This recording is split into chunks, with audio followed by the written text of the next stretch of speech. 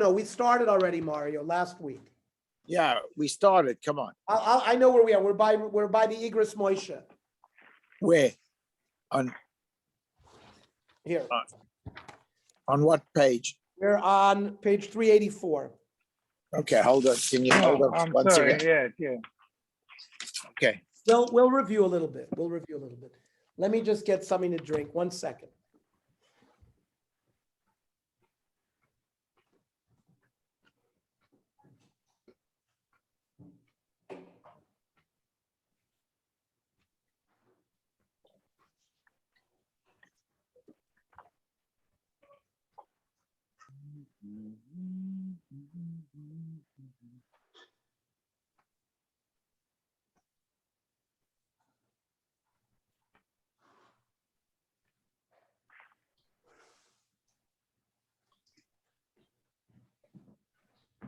Okay. Ernie, is somebody by you? No. Okay, so I'll send it to all the ones we're missing. All right. Okay. So this is page 384. We talked about the Psichas HaKever. We had a heter of the Chazon Ish that said when the cervical canal opens and it causes her, you can't have bleeding without the opening of the cervical canal, that's only when something comes from the inside to the outside, like a birth. But a doctor going in with an instrument externally to open up, Chazon Ish said that doesn't create automatic blood. It doesn't see blood. So the contemporary poskim discussed this fundamental disagreement. Rav Ovadia Yosef holds in accordance with Chazon Ish that one may be lenient with regard to gynecological procedures. As the halacha is not in accordance with the opinion of the Nodeb Yehuda, he was one who said that if an external device is played inside the uterus, you can't have psichas hakever, opening of the cervix without blood, and therefore she would be Anita, but we don't paskin that way. However, Rav Moshe Feinstein Zatzal holds that the uterus would be considered open if there is an opening whose diameter is that of an etzba, 2 centimeters, as well if the opening is made by an instrument of this size. So, says Rav Moshe, uvidvar psichas hakever la Nodeb Yehuda tanina. The Nodeb Yehuda,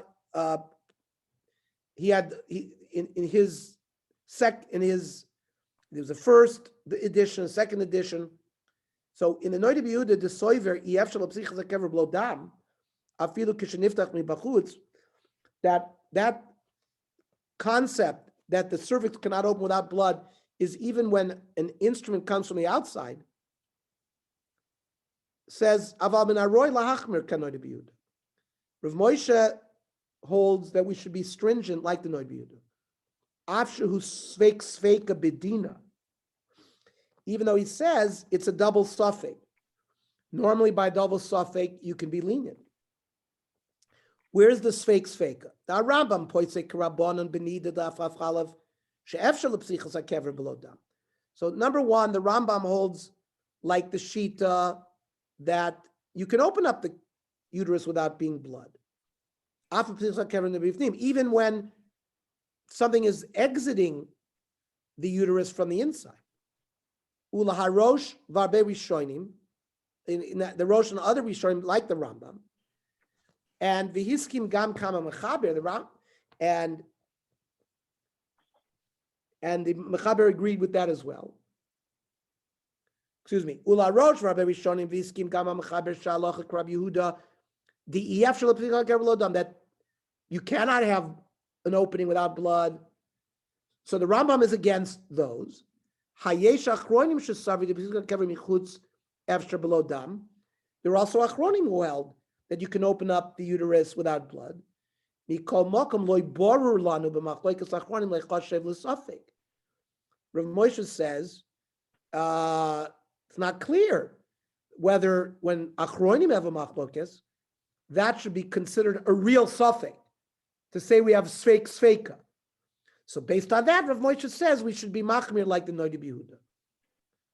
Aval kvar biarti b'sifrei dibros Moshe.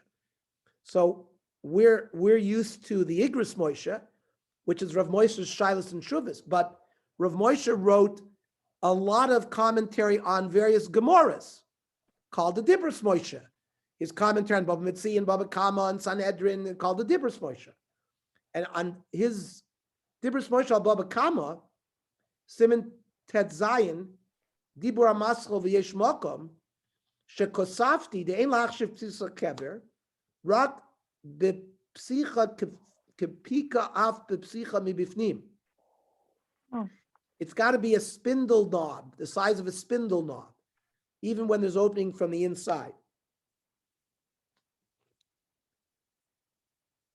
V'hu kimat muchrach, davare ika psichas hakever de'efsher b'lo dam. And there's some opening of the womb where blood will not come out. But yesh al kol panim lemelef mizeh, to b'shir etzber sover not to be the next of psichas hakever lo psichas mizeh lo matzinu. So the Rav Moshe uses one etzba, one finger, that the Noda B'Yehuda would consider to be an opening of the womb, but not less than that. Says Rav Moshe, "Lachen yesh lahakel the instrument she'ofav pachos me'etzba samach la'gudel." If you're the finger next to the thumb, and there's an instrument where the thickness is less than that, that would not constitute opening up the uterus. He says 3/4 of an inch, or 19.5 millimeters.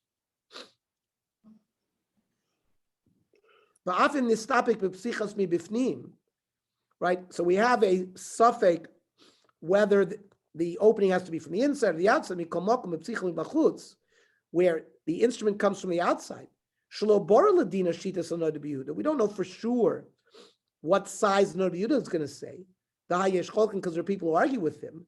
The Gam Shomati Shomoreno Rav Shalom Mordechai Shvadron, who me'acholkim, he's one of the people who argue with the Noda B'Yehuda, and Rav Shvadron was a major figure in the 20th century in Israel. You can rely on it to be lenient.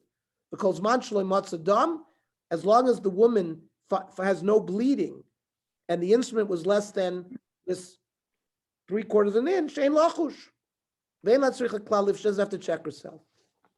However, if blood is found by instrument, and the doctor says that it's because of the instrument, yesh lamino, we can believe the doctor. Because initially she was in a chazak of tahara. And she's already checked herself, and she was tahara. She already checked herself, and she was clean. Since she has a wound that the doctor says he created, any blood that she sees, you can be toilet in the makkah. So that's a good leniency of Rav Moshe there. That Rav Vosner is stringent even in the case of a finer instrument. However, he points out that in the vast majority of procedures, a medical instrument never actually reaches the womb. We are machmir like the Noda B'Yehuda. With dikas haroy from argim al pirov lamasa near lahakel. Regular medical examinations, you may be lenient. You don't have to rely on these sforce of the lenient that there is no concept of psichol hakever. He's talking about when a woman goes for a regular gynecological examination and they put a speculum in, they don't go anywhere near the uterus. Says Rav Vosner, if they're going to do a D&C or they're going to do a special examination and actually go into the uterus, could go in silum rechem, like they're going to look inside a hysterosalpingogram, or shtifas chotzotzos, or they're going to do tubal flushing. So there you have to be stringent, even though the instrument is even fine. So this is more machmir than Rav Moshe. So Rav Vosner's observation medically is an important one that can help allow for leniency in many cases. Rav Mordechai Eliyahu accepts the position of the Noda B'Yehuda and is stringent that the critical measure of opening is as little as 3 millimeters. But like Rav Vosner, he notes that the concern of instruments entering the womb is uncommon, and he gives a few examples. Rav Eliyahu also mentions a number of other helpful points concerning this issue, regardless of which halachic approach one adopts, including verifying the source of any bleeding that may occur. Says Rav Mordechai Eliyahu, Yeshna Mikrim, Shebehem Aisha Neseres Ekev Atipul or Bedika, Gamim Lo Rasada. So he says there are going to be examples where a woman will become prohibited to her husband because she underwent a procedure, even though she didn't see blood. But Ach Niftach Harechem. But the uterus was open, the cervix was open. And because he holds like the Noid Yehuda, she EF Shalom Sichas Harechem, Lo Yitzias Dam. Lachein Isha Shetoifla Tipul Refu'i. So if a woman sees blood during a medical procedure, O Nivdika Bdika Refu'it B'mei Tarasa. Let's say she is clean, but she undergoes a medical procedure during that period. V'ros Adam Arech, when she sees blood. Tishala Sarofa L'Mekora Shaldam. The woman should ask the doctor, where is this blood coming from? V'im Tshuvaso Tishal Shelas Chacham. And then, once she gets the answer from the doctor, the woman should tell the Chacham. Im Adam lo ba me'arechem. If the doctor tells her this is not uterine bleeding, it's from the vagina, it's from the external source. Ela ketetzua misrita prosdor, right? Vaginal, muteres. So, these questions happen every day to poskim. Woman goes to the GYN, she has bleeding. The question comes up, where is this from? If it's not uterine bleeding, it doesn't create tumma. Isha shetoifel nivdika b'mei tarasa. She has a medical procedure when she's tohar. And v'lo ras adam klal. And not like the first case where she saw blood. This case, she doesn't see any blood. However, imatipul abdika yubr prosdor bilvad. If the examinations were only vaginal, like he says, the Ezra speculum, where you just place a device just in the vaginal canal to look inside. You don't place any instrument in the cervix. Loch das es machshel tzavarechem without putting anything in the cervix. Aisha muteres. They didn't open up the cervix. However, says Rav Eliyahu, imatipul or abdika, hayu betoch tzavar arechem. Let's say the doctor did a cervical dilatation. They actually have to do, let's say, a cervical biopsy or a uterine biopsy. You can't put an instrument into the uterus without passing dilators to stretch open the opening. So, so they open up this cervical collar, the 3 millimeters. And even if it was 3 millimeters, as long as it was 3 millimeters, if it's less than 3 millimeters,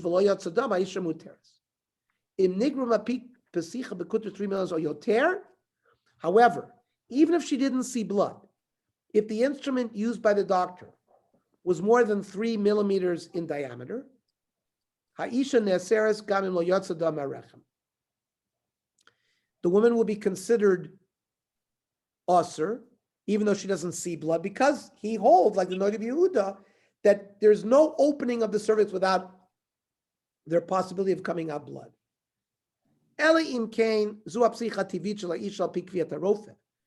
Maybe the doctor will say that this is the normal state of her cervix, that it sort of dilated. If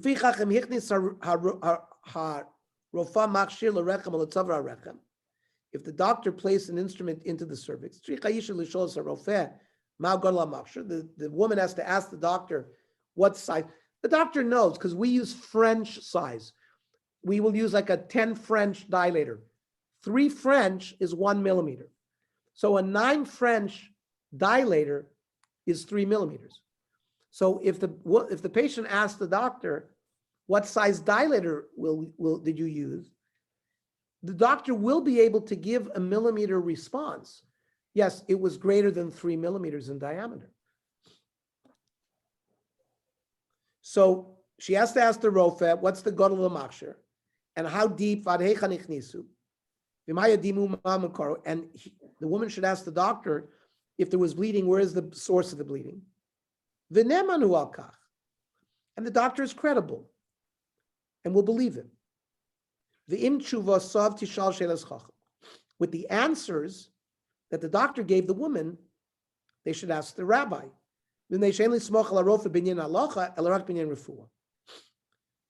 He says you should not rely on the doctor regarding halachic information, but rather medical information. Bibdikot o betipulim. If the doctor is going to do examinations, gon mishtach pap smear, silum rechem, a hysterosalpingogram. That's where they put dye into the uterus. Let's say a woman and her husband come to the doctor. They're having problems having children. So one of the ways they check that is they inject dye into the uterus. The fallopian tubes, the dye should go out through the fallopian tubes and out into the peritoneal cavity. Then you've proven that both tubes are open and patent. One of the reasons why women don't get pregnant is because the ovary sits next to the tube, and once a month when it ovulates and sends forth an egg, it's got to go through the tube into the uterus, and that's where it inseminates with the semen and implants. One of the reasons for infertility is that that tube is blocked. One of the ways to check that is a hysterosalpingogram, where they inject dye into the uterus. You can't get into the uterus without dilating the cervix. So that's a procedure that might lead her to become a nida according to this approach, because dilating the cervix to put the catheter in to inject the dye is gonna have this efshar below psichas hakever without dam. That's exactly what he's talking about. Or hysterocorapapia, they want to put a scope into the uterus, people v'chadoima. Yesh levaris anatunim amarofe. You have to check the exact details with the doctor. V'achar kach l'shol chacham, then to ask the rav. Hadin bedikos anasas derech doifen abeten. If they went through the wall of the abdomen, umushuleves ben bedikos shel chalal harechem, when let's say they're going to do laparoscopy, where they're going to put a telescope inside the abdominal wall, when they're going to do examinations of the uterine cavity, you have to ask the rabbi as well. Rav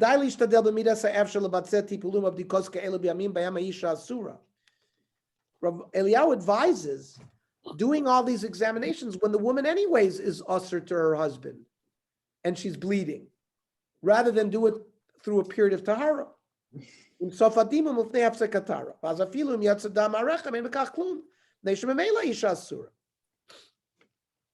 So the Nishmat Women's Health and Halacha website, run by the Yoatzot Halacha, discusses a practical case of hysterosalpingogram, where the examination does in fact involve an instrument entering the uterus.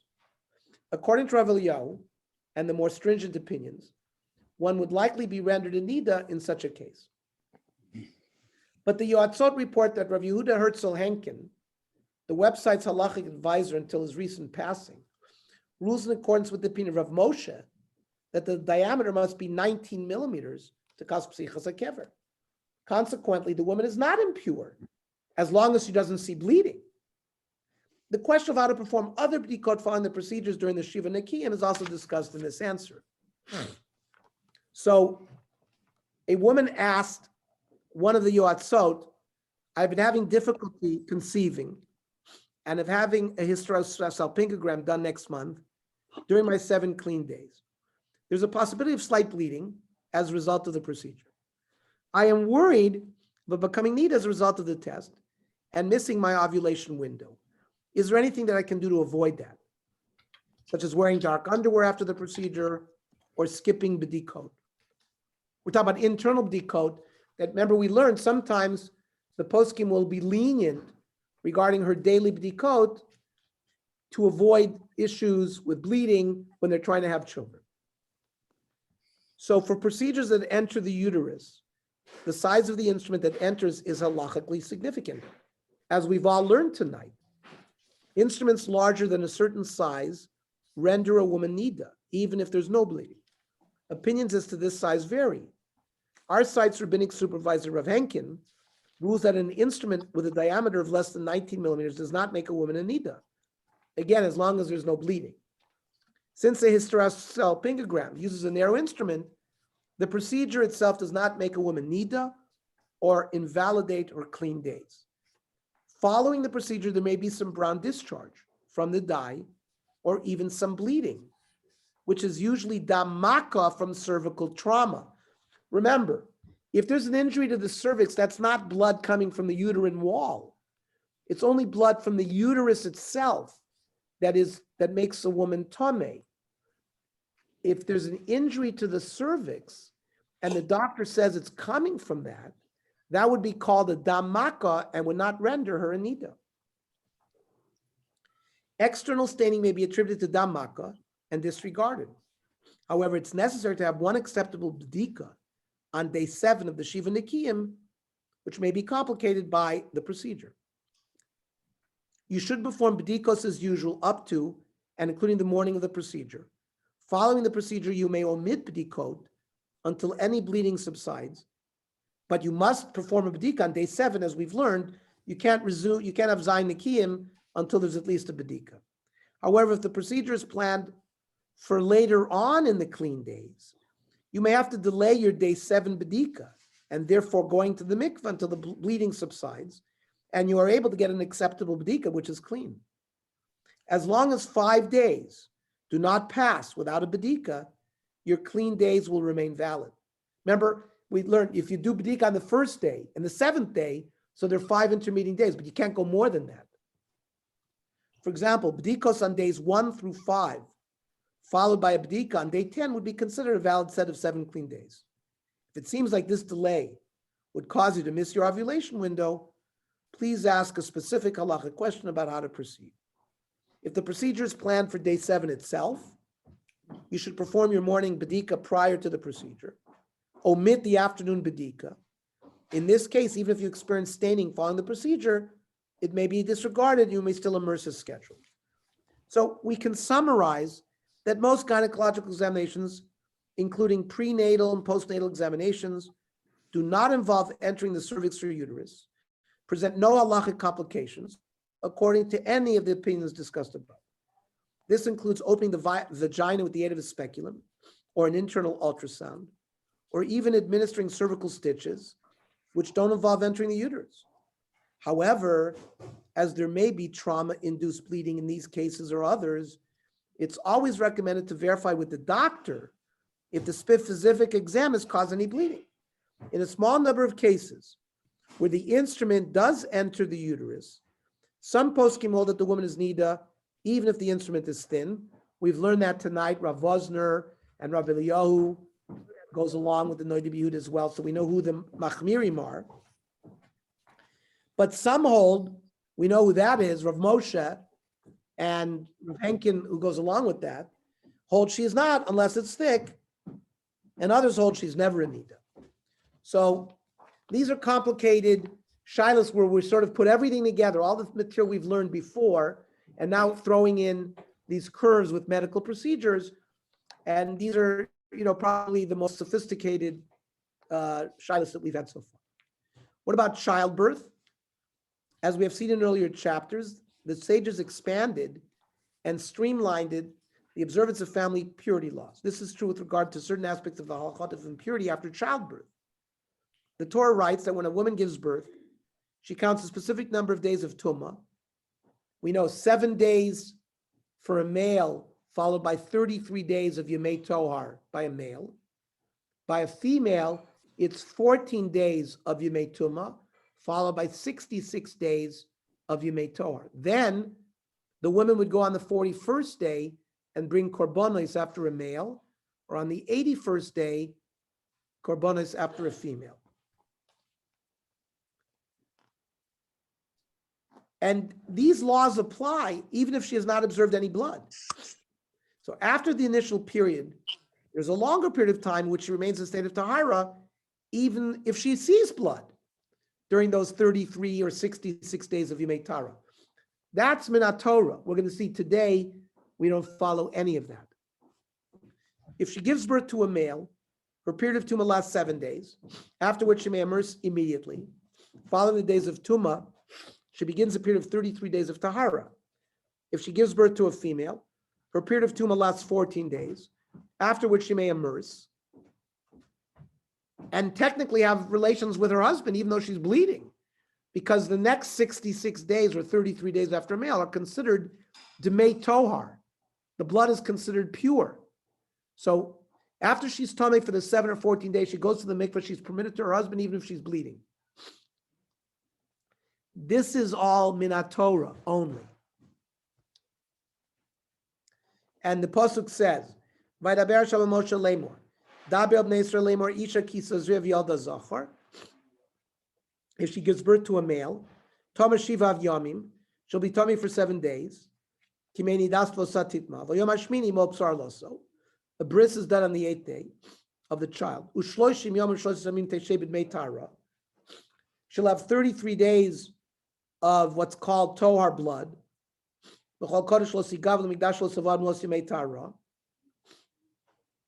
She may not touch anything holy until she has to bring her korbanos day 41.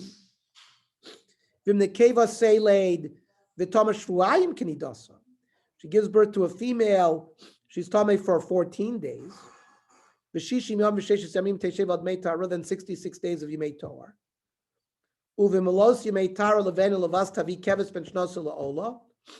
She brings an olo, ben yona tor lachatas. She brings an olo and lachatas.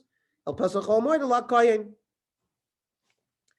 So, what is considered the precise definition of the time of birth according to the Torah? When does it mean that she gave birth? When does that point start? Because the woman will be rendered impure at that time and may no longer have physical contact with her husband. Clearly, a woman contracts the tomb of a yoledes the instant that the infant begins to emerge from the body. However, practically speaking, a woman in labor may contract tumah at an earlier point. According to Rav Eliyahu, once her cervix dilates 4 centimeters, this is considered psichas hakever, and she becomes ritually impure regardless of whether she is bleeding yet or not. Remember, efshar psichas hakever below dam. So we don't have to see blood. It's considered psichas hakever, and therefore triggers tumah. Otherwise, she'll only become a nida when she actually begins to bleed. What does otherwise mean here? I mean, That it means dilates 4 centimeters, and she says a status of Anita. right, but let's say she starts bleeding before 4 centimeters. Ah, Can a woman be with her husband before she brings the korban?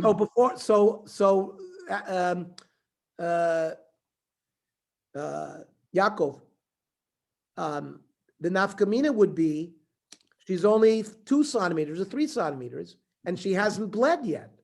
So she's not a nida yet.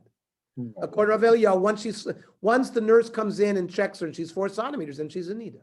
so it's either 4 centimeters or actual bleeding. whichever Actually, comes first. Absolutely. Can woman be with her husband before she brings the korban? Yes. She can't touch Hegdish though. After she goes to the mikveh after a male on the 7th, Alan, this is only Minat Torah. I understand. The concept of Demei Tohar, the 33 days after a male, after the 7 days, or the 66 days after the 14 days, she was permitted to live with her husband even if she was bleeding. But once Rav Zera, in the Amoraic period, said that women keep Zayin Nikim even on a piece of blood the size of a mustard seed, so we have the same halacha today even by Demei Tohar. So there is no Tohar anymore. Alan, Minat Torah, a woman who was in her Zayin Yemei Nidus, let's say she bled for 6 days, and then on the 7th day she didn't see any blood, and she goes to the mikveh that night. She was permitted to her husband right away. Right. Well, we know that that's not our halacha. The Chachamim made chumras, like Rav said, because we don't know the blood could be a zava gedola. So you always need Zayin Nikim after any blood. So that's why we don't have this law that we're learning right now is only midaraisa. But Zman Hamikdash, she always had an obligation to bring a korban, even if let's say she lived in 100 miles away, she couldn't come into Shalayim all the time. So She had to bring a korban if she wanted to eat truma or hegdish or touch hegdish food. I see. Bringing the korban, the chatas and the ola on day 41 or day 81 was to permit her to touch hegdish. If she was a kohen, wife of a kohen, she couldn't eat truma. If her husband brought a korban shlamim, which normally the family could eat, she wouldn't be able to eat that until after bringing that korban. Yeah. And it's, by the way, it's also a choiva. Yeah, it's a It's not just a matir. It had an aspect of a matir because she wouldn't be able to eat those things. So she's always obligated to bring it whenever whenever she's able to. She had to bring it. She was, for example, any of the people who have tumah through an emission, a zav and a zava, a mitzora and a yoledes. So in all those cases, they had 7 days of nikim.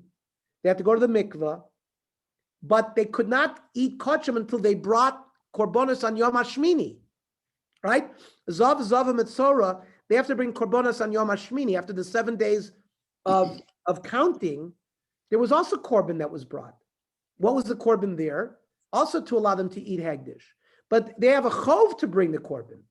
So in a similar way, the Yoledes, instead of Yom HaShmini, it's 41 or day 81 for male or female, respectively. And she had a chiyuv to bring that. Just like a person who ate dam b'shogeg. You have a chiyuv to bring a korban chatas. It's obligatory. It's not a nedava that if somebody wants to bring an ola or a shlamim. That's a nedava. You have no chiyuv to bring those. You had somewhat of a chiyuv, a korban toda, if you were sick and got healed, if you got, came back from the jail, or from a caravan, or from the ocean. So that's a semi-chov. You had a chiyuv to bring a korban toda, which was a shlamim. Okay, that's how the korbanos aspect worked. Yeah. Okay, so like Yaakov said, the din of need. When does so the husband has to treat the wife like a nida even before the birth of the child. That's what we're dealing with here. It means she becomes usher at that moment with all the harchakos in terms of touching and all those things that we've learned about, either if she becomes 4 centimeters or she starts bleeding at 2 centimeters or 3, sometimes women start bleeding and they come, that's what leads them to go to the hospital. And they get checked and they're not dilated yet, but they would be in a status of anida. Let's go further. So, likras haleda yesh lavchin l'chamisha matzavim shonim, hamar malay tkravus haleda. These are the 5 signs, says Mordechai Eliyahu, that we know relates to the beginning of labor. Ha'isha yosheves ala mashber. Women want to crouch. They want to sit, to start because they have labor pains. Or eina yichola laleches. She can't walk anymore. Or tsirin tkufim ukvim kol chamesh dakos or pachos. She has contractions 5 minutes or less. Or Yeridas Mayim, she breaks her water.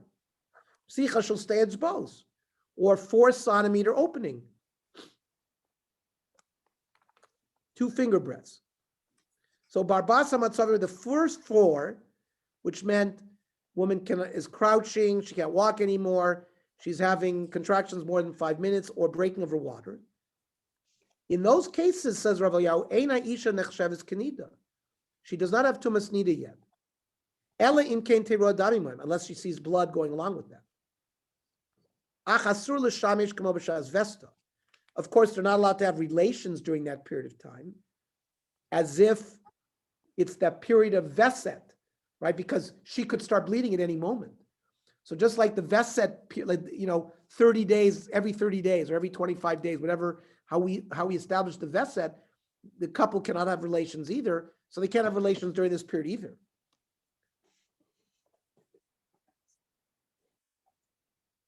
Im lo yolda muteres labalach rebedika. Women go through false labor. This might be 2 weeks before the real delivery. She has false labor.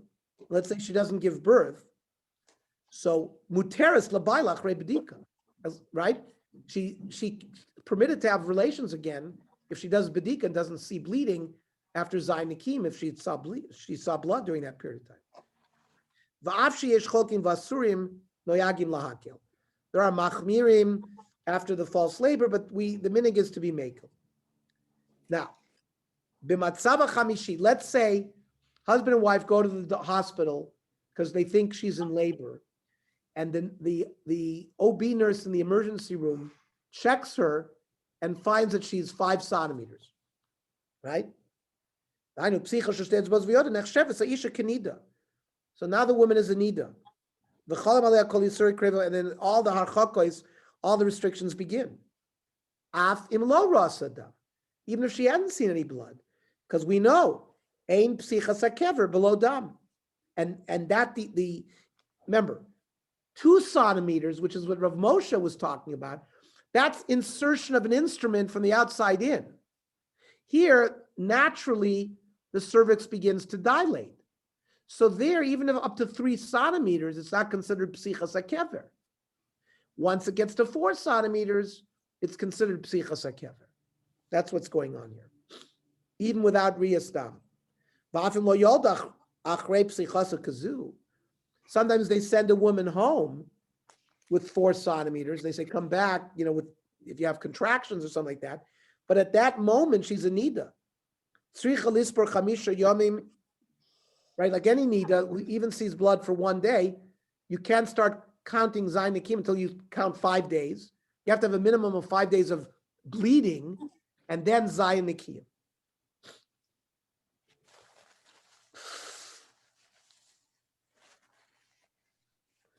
Other poskim disagree with this approach of Rav Mordechai Eliyahu. The Gemara states that the psichas hakever with regard to birth is defined either as where she lies down to give birth, she begins to bleed, or when she can no longer walk on her own. If so, psichas hakever would not take place until the very end of the birth. Based on this, Rav Ovadia Yosef and Rav Vosner and other poskim rule that she's not a nida until she's actually ready to give birth, or until she has extremely strong contractions very close together, unless, of course, she bleeds earlier than that. What about cesarean section? This has now become a viable alternative for the safety of mother and child in recent history. But by the name cesarean, right, this was practiced even in Roman times. On the basis of a drasha, the Gemara Nidig determines that tumas yoledes, the category of ritual impurity generated by childbirth, does not apply in the case of a non-vaginal birth. Says the Mishnah Masechta Nida, Yotzei Dofen, cesarean section, Ein yoshvin alav yemei tuma v'mei tara. There is no yemei tuma, yemei tara. Vein chayovin alav korban, there's no korban. Amr of Mani bar Patish, my tamayid rabbanon, Amr Kra, Isha ki yazriya v'yalda zachar, ad shetele b'makom shehi mazraz. She has to give birth through the same opening that she got pregnant. You get pregnant through the vaginal canal. That's how she's inseminated.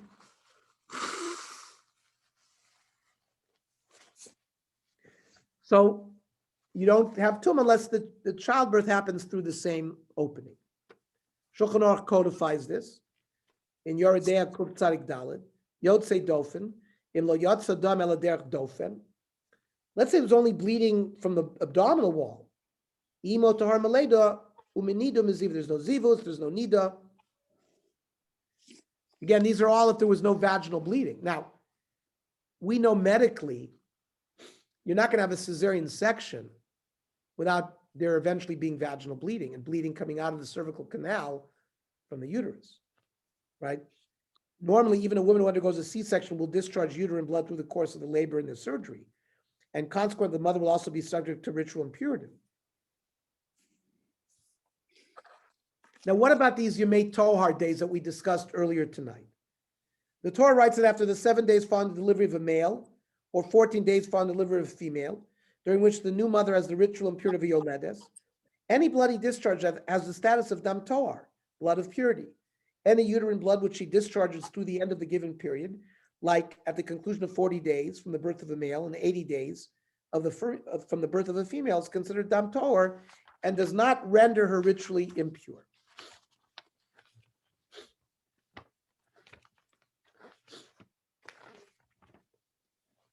Despite the clear Torah directive here of Dam Tohar, the halachic practice, already beginning in the post-Talmudic area, is machmir, to treat uterine blood as rendering tuma, even in the weeks following delivery. Now, the Rishonim debate why were we machmir like this? According to Ramban, the stringency is a function of the global stringency noted by Rav Zera. According to Rav Zera, women who discover even a mustard seed's volume of a drop of blood observe Shiva Nakiyim. The Ramban holds that this stringency includes not only discharge related to menstruation, but also postnatal bleeding. Says the Ramban, Lo ifrishu b'nos Yisrael midam nida l'dam leda. Jewish girls made no distinction between menstrual bleeding versus bleeding after childbirth. Afilu b'toch yemei Torah, even bleeding during these 33 or 66 days. Sheyesh lachush l'kilkul gadol l'tos. This is going to lead to major error.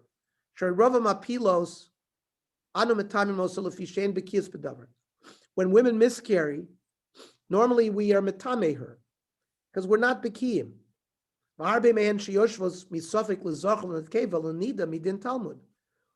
Most women are sitting because it's a suffix, whether it was a male child or a female child.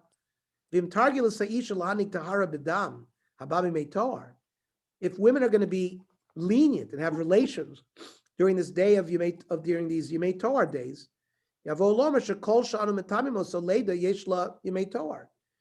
we're going to tell that when a woman miscarries, they're going to think that it's like a regular Leda. And therefore, besides the Yemei Tuma we give her, she's going to think that bleeding afterwards is going to be like Yemei Tohar after a regular Leda.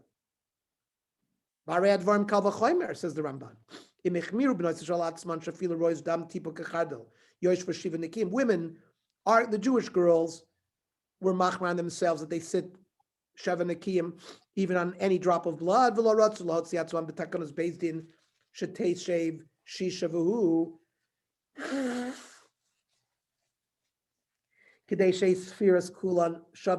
They wanted to sort of make a low plug, 7 days for everybody. The lovo yilidei tos.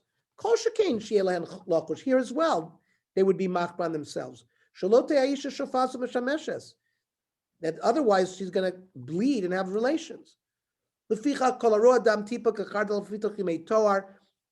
Our women, even in their 33 or 66 days that the Torah called yemei tohar, if they see one drop of blood, teishev shiva nekiyim, says the Ramban. Kilu rosa kodim shetelet, as if she saw bleeding before she gave birth. The Ramban throws this into this general chumrah that the B'nos Yisrael did on themselves.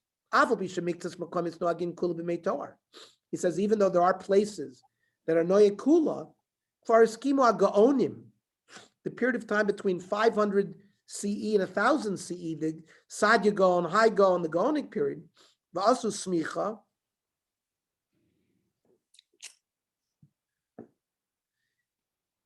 they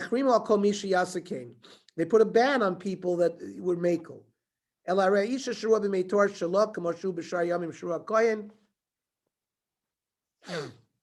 Ban. So that's the Ramban says that the minig of Yisrael to treat this goes back to the original Chomer Rav Zera. The Rambam offers a different explanation. He says it's based on minig. He says this was established as a new din during the Gaonic period. The Gaonim made a gzeira, even though the Torah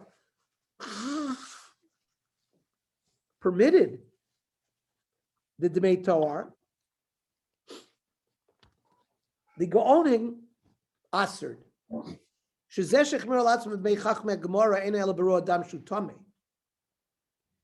Rav Zera's Talmudic chumrah was due to uterine bleeding, which we know was tummy.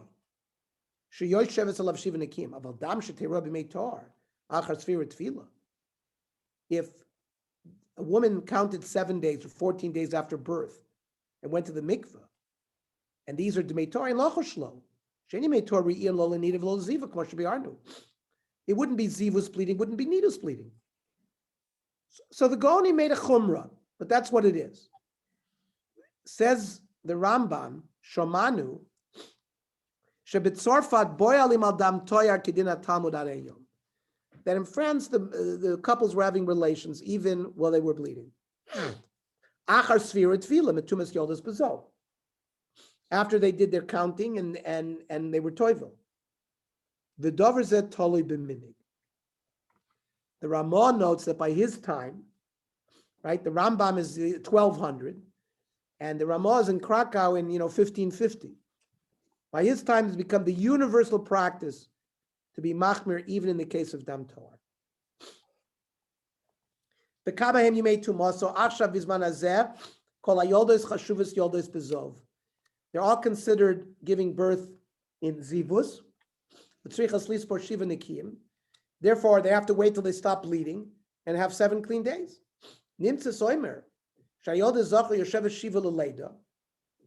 So a woman who gives birth to a male, first of all, she has to count 7 days because of the Leda. Then she has to count 7 clean days, Laziva. A woman who gives birth to a female, there's 14 automatic days because the Torah says you're a tummy for 14 days. Then she has to stop bleeding for at least 7 days with bedikos. So you may later shem shiva l'zach of arbasel and nekeva in lo rasa ben oilum l'sfira zivasa. So those days count for her zivus count.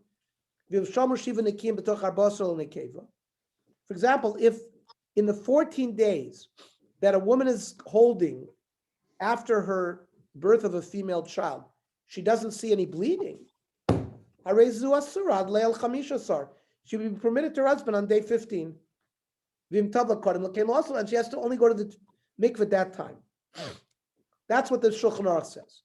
Says the Ramah, as long as she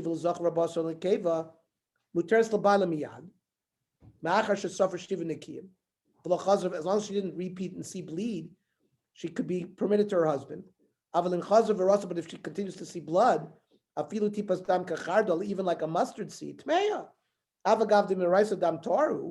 even though Minator would be considered dam toar, couples don't have relations on that. It's treated like any other blood. In light of the above, does a yoledet recite a bracha upon immersion after bleeding during the days of dam toar? Right? When she goes to the mikveh, let's say she gives birth to a male, and she's within the 33 days, and she stops bleeding, and she has Zayin Nikiyim on day 26, and she goes to the mikveh. Does she have to make a bracha on that tefillah? If she already purified herself previously after the birth. Now, this is not that common since many women do not bleed regularly for the first few months after birth. It usually takes at least a month, sometimes 2 months, to stop the initial blood flow after birth. So she's probably not going to be able to go to the mikvah on day 7 because she's still bleeding. She's not going to have a period of Zayin Nikiyim, which will allow her to go to the mikvah, before, day 28, where this Shiloh would be an important Shiloh. But if she had stopped bleeding and gone to the mikvah, that's where this question would be relevant. And the Pischei Tshuva, among other Achronim, addressed this. Ayin b'shut Tshuva me'ava chelik aleph shnistapik im yesh lam levarach ala tefillah shal dam toar. Let's say a woman happened to go to the mikveh during that period. Maybe it's a safek whether she should make a bracha. Kivan she'einu ela minhaga. This, right? It's only a minig to go. Kamo darin b'sukkah de'ein mevarchim ala rava We don't make a bracha on a rava. Kiven shein rak minig neviim. U'medivrei Ramah shekos v'dino kishar dam l'chol davar mashma the tzarich levarach alav. But the Ramah seem to say that they have to have a real mikvah. The kosav, the Tzurba M'Rabanan said, she'tzias feikos lifnei Rabbagon bal noida b'Yehuda v'shakol v'tarya ve'ein v'lav v'rafia b'yadei ayin sham. There was a sort of a hesitant back and forth exchange. He says, in general, when a woman has a stain, and we don't know for sure, is it tam, is it torque, it's a little bit reddish, or what size it is. And if we are machmir and say she needs to go to the mikvah, so the issue appears to depend upon the more general question of whether we cite brachos upon the performance of customs. For example, as in reciting Halal Rosh Chodesh. Ashkenazim have to practice to recite a bracha upon performing mitzvahs which apply only as minig, and Sfardim don't. So in the case, like that's why Rosh Chodesh, we do say a bracha on Halal, the Sfardim don't. In the case of an authority who rules stringently, in a case of uncertainty and thus renders a woman impure, the poskim dispute whether a woman should recite a bracha when she goes to tefillah. According to Rav Yosef, Sephardic practice is not to recite a bracha due to the uncertain nature of the impurity. Isha sharasa kesem tame. A woman saw a stain. Afilu shalobar, even without feeling. Tzrich levarach al tefillasa. She has to make a bracha. V'al b'sheina tmei al midrabanan. Even the tumah is only rabbanon. Shari lori gisha b'tzis adam, right? Minatora, you have to have hargasha. Like this is a review of kesem. The gamena kesem etamei lemisafek. The whole tumah of a kesem is only misafek. Shema mina makor, shema mina tzdadim. We don't know, the blood could be from the sides, could be from the uterus. That's mamish a real kesem. We had many examples where we weren't sure about the kesem. Maybe it was noitila, it was a little bit reddish. And the chacham said, you're tamei, misafek. Afilu hayam hergasha. You should not make a bracha. Right? When you make a brachas are only midrabanan. So safek midrabanan is a kula.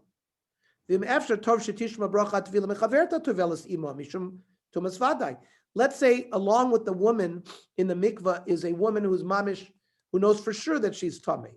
So she should hear the bracha from her and answer amen. A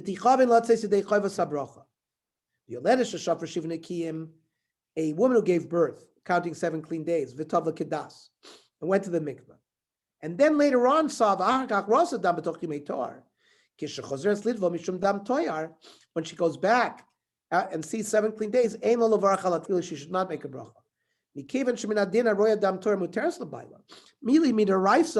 She's permitted to her husband in that Torah. The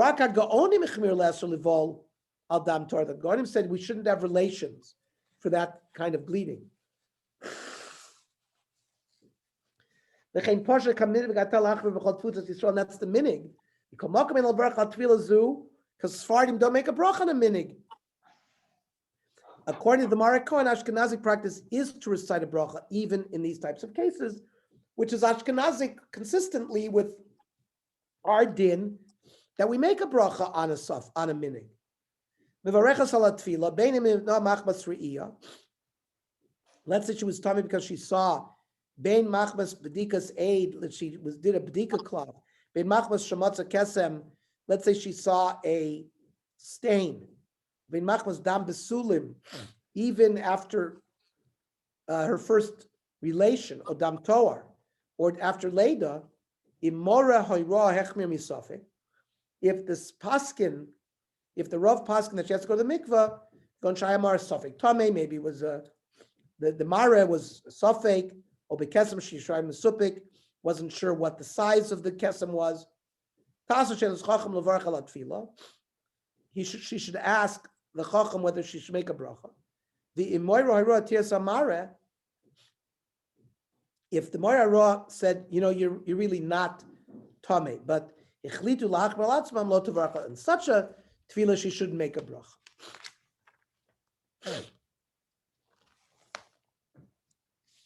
As we already have seen, we do not treat bloody discharges in the weeks following delivery as ritually pure, even if the discharges occur during the time of Dam Tohar.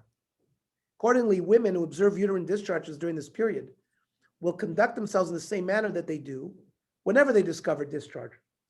The halachic literature surrounding this topic also relates to a custom in which some women adopted an additional measure of stringency during the days of Tahara, refraining from emerging altogether until after these days passed. The Rivash explains the rationale for this practice. In the aftermath of birth, a woman's body normally discharges substantial quantities of blood, known as lochia. Therefore, there is a concern that a woman might easily discharge unaware. As a precaution, she operates under the assumption that she cannot trust that she is clean until after the entire immediate postpartum period, meaning until after the days of Tahara. The Rambam was aware of this, but attacked it, claiming that it originated within a heretical sect. That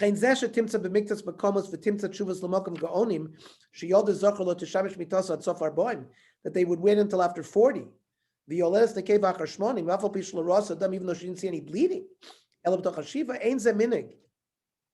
That's not a correct custom. He says derech minus.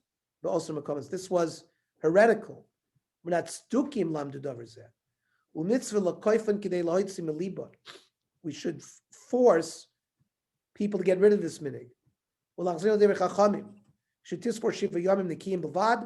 They should just count 7 days.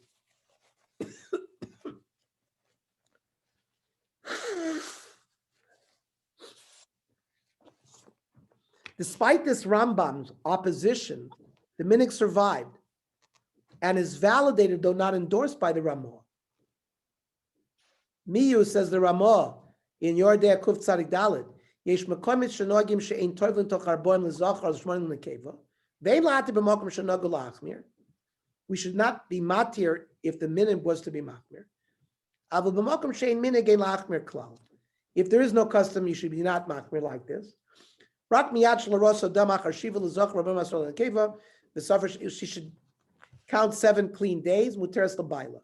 But if she sees bleeding again, we'd start again. Rav Eliyahu summarizes Yesh Makom Shenogim Shelo Litvo Kol Yemei Tahara. There are places where they're noeg not to go to the mikveh at all in that period. Ukvar Kar Rambam Tagar Al Minig Zeh. The Rambam was very upset. Kumuvan Kol Divrei Rambam Einem Eladak Al Misha Chosha. That means it's only the Rambam was upset with people who thought that the Torah mandated that. Shaminik Shalom Litvo B'Mayim Elu Emidin Torah. Aval Noyagas Kach Mesivas Acheros. If people had a minig for other reasons, Ein B'Seh Derech Minus. It's not heretical. Look for Danu Apoiskim Matam Noago Aminogos Minag Zeh Umatzu Tam Shal Pi Pivein Limchos Piana Noagas Lachmer. Therefore, you should not get upset at those that have the minig to be stringent. People who want to be machmir can do so. Someone who's lenient, there's no punishment. This was not an accepted minig.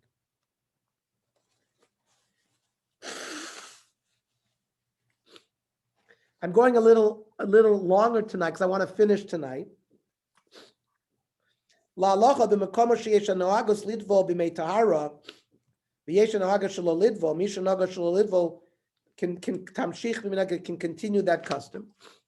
V'myikshal of davar zeh biglal sibos shonos, but if it's hard, yichol lasot atars l'dor malchum azu b'fnei shlosha, they could do atars l'dorim. V'yesh oimrim shemitzvah lahater churmazu. Some say that the bezdin should annul this.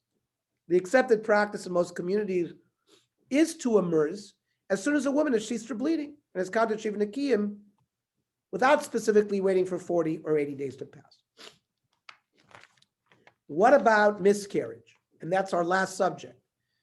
Before discussing some of the halachic issues involved in a miscarriage, we must note that the loss of life is a tragedy that brings emotional pain. Unlike many other tragedies, it's often experienced in privacy.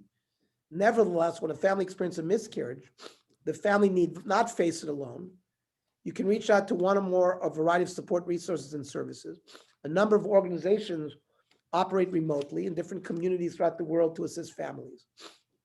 The Mishnah Nida distinguishes between a miscarriage before and after 40 days since conception. If 40 days or less have passed, then it does not have the status of a birth, since the embryo was not sufficiently formed, though the woman will still be anida due to the bleeding. If it was after 40 days, then since the embryo is already somewhat formed, the miscarriage is treated halachically as a birth and is subject to the guidelines brought earlier in this shiur about birth. Hamapelas liyomar boim, a woman who gives miscarriage on the 40th day after conception, there's no child. Liyomar boim ve'echad, if it happens 41 days or after, teishev l'zarch l'kevel nida, she has to count for a male, female, and a nida, because she could be all of those. The suffix, she has to sit for all of these, 14 plus Nikim. Says the Shulchan Aruch, Yoledes, afilu l'rasa dam tmea b'kenida.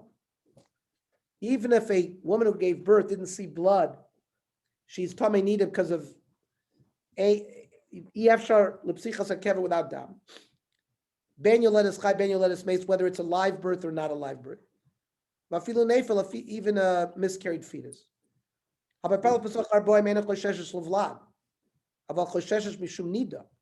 There's no birth, but she's a nida, even if she didn't see bleeding.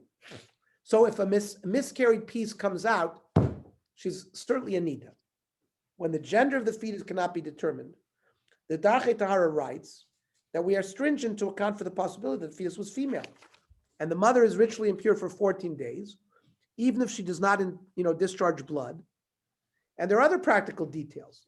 Hamapeles, a woman who has miscarriage, dina kioledes legabi yomei tuma v'tahara, v'davka kishenikar shuvlad. We got to know for sure that it's a child. Aval imipila v'niodas ma'ipila. She doesn't know what she miscarried. Afidu lo hayadu, we didn't know she was pregnant. Hare tmea tumas leda misafek. She's tamei even for birth misafek. Kedin yoledes nekeva, which is the most machmir, 14 days. Ve'ein lo yemei tohar klal. There are no tohar days. Kol zedavka k'shemanu levlad arboim yom. That's as long as it was longer than 40 days. O k'shesafik imolo lo arboim yom. It's a suffix if it was 40 days. Avalim bar shavlad nefel ifnei shaya ben arboim yom. If it's apparent that it was day 20 or day 30. Eina tmei tumas leida klal. Rak chamisha v'shiva nikim. You got to have at least 5 days of nidus bleeding, followed by zayin nikim. Kero adam nida. Even if she didn't see blood, afim lo rasadam. Kivadei shemanefel yatzamad dam b'psichas harechem, because it was opening of the cervix. Sphere sarba mayami nases me'atashmish arishon achrei atfila shilvesta. You have to count the 40 days from conception from the first time they had relations after she had gone to the mikveh. As long as she doesn't see bleeding during that pregnancy. The Nishmas Habayis is a sefer written by Yoatzot Halacha from Midreshet Nishmat, overseen by Rav Yehuda Herzl Henkin and Rav Yaakov Verhaftig. It has questions from the hotline. It discusses the proper practice if one who miscarries has trouble obtaining clean bedikos while attempting to become pure. In one such case, they suggest that one may reduce the number of bedikos and omit the moch dochu, right, the cloth inserted during twilight after the hefsek tahara. The mikra shel apollo b'shlav miskadem shel rayon. If a miscarriage occurs in an advanced state of pregnancy, ha'isha overes talich physiologia kibeleda. There's a physiological process like in birth. Uvnosav hitmoderet nafshit im ovdan rayon, as well as depression. Yachadim zod la'achar shvuyayin. After 2 weeks, where ein chashash abdikos yigmu l'dalekes benartik, where after 2 weeks have gone by, bedikos will not cause a vaginal or cervical infection. So, in order to have relations with her husband, she has to go through Zainikim and have Siktara. So, Achnitin levater al mochdochuk. You can waive the mochdochuk. Mitoch bdika shiva nekim yesh levatzeh lechola pachot bdika achas biyom harishon. You have to do at least one check on the first day of the Zainikim. Ubdika achas biyom hashvi, and one on the seventh day.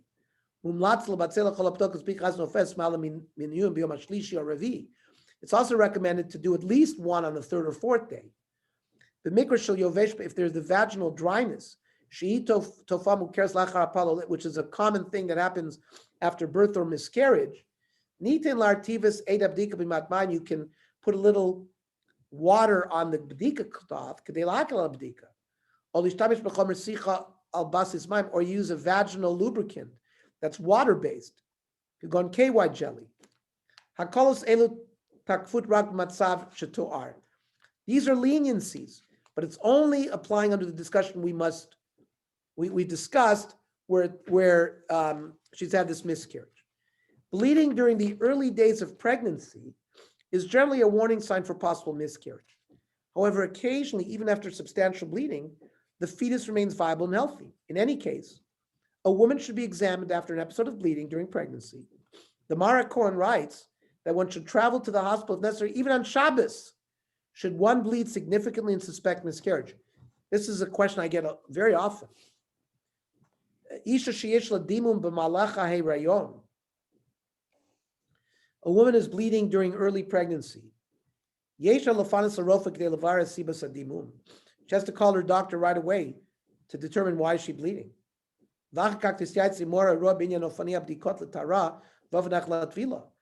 And she should ask her posek, what kind of bdika should she do? And how should she prepare for tefillah? Because sometimes, bleeding on colored undergarments may not render a woman impure. So sometimes they'll tell her to wear those. But she has to discuss with a halachic authority whether she's considered a need or not. If she is, then she may discuss proper methods of purifying herself.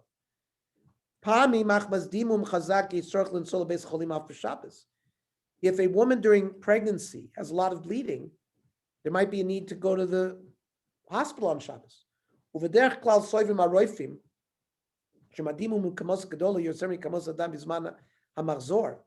That if she's bleeding more than a normal period, it's considered sakana that you should drive to the hospital even on Shabbos. If there are blood clots or masses coming out as well, or they think that it's the beginning of a miscarriage, those pieces should be taken to the hospital. The doctors will use that as a method to determine if she's having a true miscarriage or not. Gentlemen, yashar koach to everybody. We are going to make a siyum, God willing. We'll just have to discuss when to do it. Physically, we're going to do it in our home. We're going to hand out certificates that have been prepared for everybody from Eretz Yisrael that we've all completed Yoreh Deah. I got an email from Rav Doron Podlachik regarding that. We might do it November 6th, November 7th, because he said he wants to actually be with us and administer the certificates himself, and maybe we'll do some kind of an evening around that time. So yashar koach to everybody. I can imagine finishing Yoreh Deah is just an amazing thing.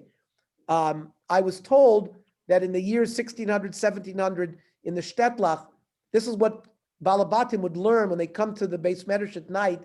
They would be Maver Dalet Chelkei Shulchan Aruch. And the fact we did it as a group like this is a fantastic thing. Yashar koach to everybody. Mirza Hashem will start volume 8, which is Hashkamas in the morning. The beginning, Moida Ani, Netilas Yadayim, rising in the morning. That'll start next week, volume 8. If anybody needs volume 8, let me know.